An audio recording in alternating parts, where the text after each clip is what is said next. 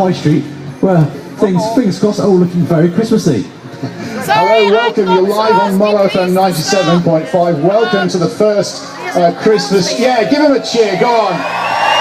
Go on, give us a cheer. Go on.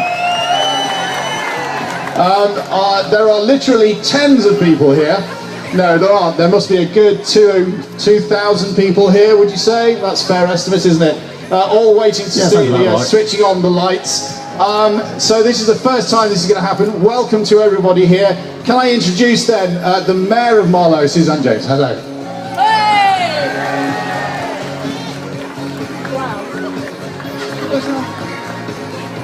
Evening, everyone.